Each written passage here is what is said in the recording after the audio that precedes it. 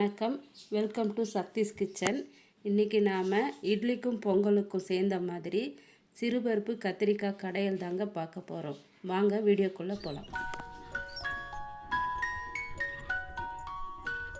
ஒரு குக்கரில் 100 கிராம் சிறுபருப்பை சேர்த்து 2 முறை கழுவி 2 டம்ளர் தண்ணி சேர்த்து 1 ஸ்பூன் மஞ்சள் பொடி, 2 பச்சை மிளகாய் நீல வாக்கில் கட் பண்ணி சேர்த்துருக்கோம்.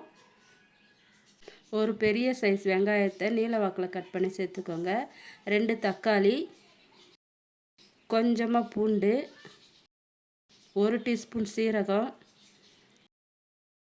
ஒரு பெரிய கத்திரிக்காயை பொடியாக நறுக்கி சேர்த்து கலந்து விட்டு குக்கரை மூடி ஒரு விசில் வர வரைக்கும் வேக வச்சுக்கலாம்.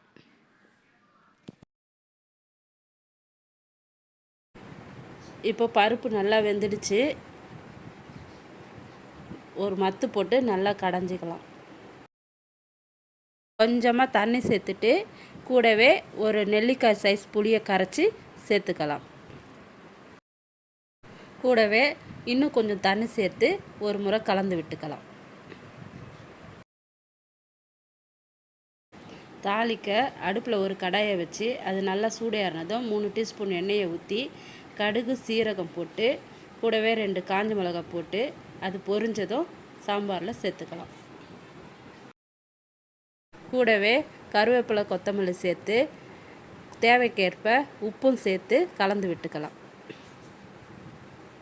ஒரு கொதி வந்ததும் ஸ்டவ் ஆஃப் பண்ணால் நம்ம கத்திரிக்காய் கடையல் ரெடிங்க. நீங்களும் ஒரு முறை இதே மாதிரி செஞ்சு பார்த்துட்டு எப்படி வந்ததுன்னு கமெண்ட்டில் சொல்லுங்கள். இந்த வீடியோ உங்களுக்கு பிடிச்சிருந்தா லைக் பண்ணுங்கள், ஷேர் பண்ணுங்கள், நம்ம சேனலை சப்ஸ்கிரைப் பண்ணுங்கள். தேங்க்யூ.